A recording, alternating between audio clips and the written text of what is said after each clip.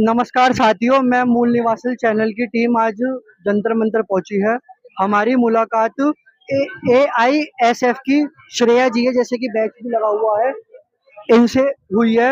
इनसे मैं ये पूछूंगा कि ये लॉ के स्टूडेंट भी है, स्टूडेंट विंग में भी है, तो इनका नीट के पेपर लीक पे क्या विचार है और ये क्या कोर्ट से मांग करती है कि इसके लिए क्या उपाय करा जाए और सख्त से सख्त एक्ट बनाए जाए।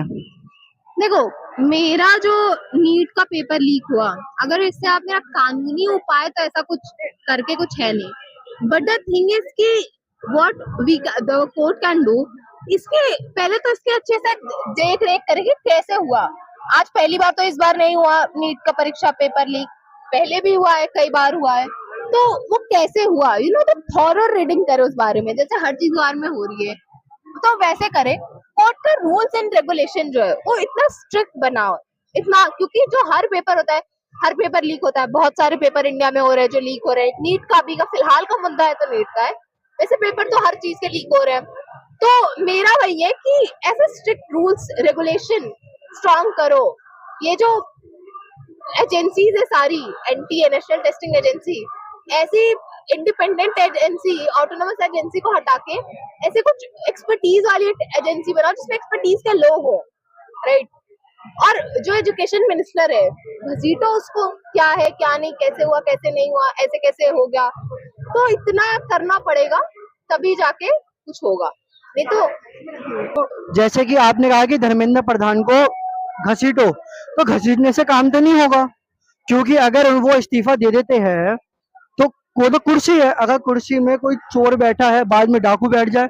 अभी एक पेपर लीक हुआ नीट का, कल यूपीएससी का, एसएससी का पेपर लीक हो जाए तो फिर आप उसमें क्या कहोगे? देखो, घसीटने से का मतलब ये नहीं है, अगर एक आदमी के इस्तीफा से, आपका मेन क्वेश्चन ये है एक आदमी के इस्तीफा से क्या होगा, एक आंसर आएगा। जो इतना प्रोटेस्ट हो रहा है इसका एक आंसर आएगा उन लोगों के साइड से, बीजेपी के साइड से, क्योंकि बहुत सारे प्रोटेस्ट अभी कैरी ऑन हो रहे हैं, लोग कर रहे हैं, but there is no reply of that, right.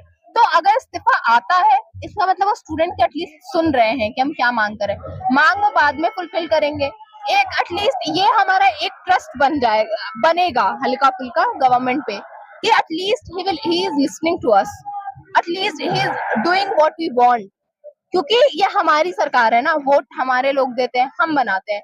अगर हमें कोई चीज बुरी लग रही है तो उसका रीजन है, एक आदमी को तो बुरी नहीं लग रही, पूरे देश को बुरी लग रही है, पूरे देश के स्टूडेंट को बुरी लग रही है, पूरे देश के यूथ को बुरी लग रही है, पूरे देश के जनरल पब्लिक को बुरी लग रही है, इसका मतलब ये कहीं ना कहीं गलती है। तो अगर बदला जाएगा उनको तो इसका मतलब ये होगा कि एक उनके तरफ से जवाबदेही आएगी, एक जवाबदेही की शुरुआत होगी उनके तरफ से।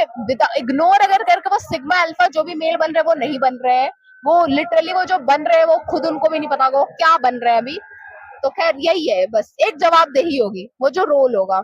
जैसे कि आपने बोला कि हर पेपर लीक हो रहे हैं, मैंने पूरे जब से मैं पैदा हुआ हूँ और अब तक मैंने कहीं भी नहीं सुना कि बार काउंसिल ऑफ इंडिया का पेपर लीक हुआ हो। तो बार काउंसिल ऑफ इंडिया का पेपर लीक क्यों नहीं होता, मैं आपसे पूछूंगा। पहले तो मैं सही बताऊं, इस बारे में मेरे को उतना आइडिया नहीं कि पेपर कभी लीक नहीं हुआ, तो इसलिए मैं ये तो नहीं कंफर्म बोल सकती कि मुझे एकदम कंफर्म है नहीं हुआ नहीं हुआ। अगर नहीं हुआ तो मे बी उसका रूल्स एंड रेगुलेशन अच्छा होगा, मे बी उसका। और बार काउंसिल ऑफ इंडिया, वैसे भी बार काउंसिल ऑफ इंडिया का जो एग्जाम है वो बार काउंसिल ही उसको कंडक्ट करती है, उसको लेती है, उसके लिए कोई ऐसा ऑटोनोमस इंडिपेंडेंट बॉडी नहीं है। तो आई थिंक कि वही है, स्ट्रिक्ट रूल्स एंड रेगुलेशन अगर रहेंगे तो पेपर लीक जल्दी कहाँ से हो जाएगा, उसमें भी हो सकता है हो जाए, लेकिन एक एटलीस्ट ट्रस्ट तो है लोगों को, जैसा कि आपने बोला, आप कंफर्म है कि नहीं होता है? मे बी हाँ, तो इतना हंगामा हंगामा नहीं हुआ होगा, या फिर जो हो, तो वही बात है कि ऐसा रूल्स एंड रेगुलेशन बस स्ट्रांग होगा, वैसा अगर नहीं हुआ तो नहीं होगा पेपर लीक, मेरे को ऐसा लगता है। लेकिन अगर उसके बाद भी होगा लीक ही तो चीजें कहीं से भी हो जाएगी, कभी भी हो जाएगी, बट एटलीस्ट एक ट्रस्ट बना रहेगा हमारा गवर्नमेंट के टुवर्ड्स अगर कुछ हुआ तो। अच्छा, जैसे कि 20 तारीख का आप सब लोगों की मैंने वीडियो देखी थी AISF के DU करके, उसमें आ रहा था कि आप लोग अपनी ही मातृभाषा में लोगों को बुला रहे थे कि 20 तारीख के लिए आओ, 20 तारीख के लो। तो कहाँ बुला रहे हो आप? जंतर मंतर बुला रहे हो? किस जगह को लोकेशन तो होगी? देखो, हम लोग अपने अपने मातृभाषा में बुला रहे हैं, मेरा अगर वीडियो देखा तो मैंने भोजपुरी में बोला है, भोजपुरी मतलब मैं अपने रीजन के लोगों से बोल रही हूँ कि आओ, कहाँ आओ, दिल्ली आओ, जंतर मंतर आओ, जंतर मंतर से we will go to the parliament, we will do march. हम जाएंगे आगे, तो हम अपने यही बुला रहे, दिल्ली ही बुला रहे, कहीं और अमेरिका तो नहीं बुलाएंगे। जंतर मंतर पे बुला रहे, हम अपने लोगों को बुला रहे हैं कि आओ हमारे सपोर्ट में आओ, खुद के सपोर्ट में आओ, खुद के बच्चों के सपोर्ट में आओ, खुद के दोस्तों के सपोर्ट में आओ, आओ बस। क्योंकि 24 लाख बच्चों का सवाल है। भविष्य का सवाल है, उनका सवाल है, और इट डिपेंडेड ऑन एवरीथिंग, क्योंकि आगे आने वाली जो जेनरेशन भी है उसका भी सवाल है। उनके लिए अगर आज कुछ भलाई हो रहा है तो हमारी आने वाली जेनरेशन का भी फायदा होगा। ठीक है, थैंक यू।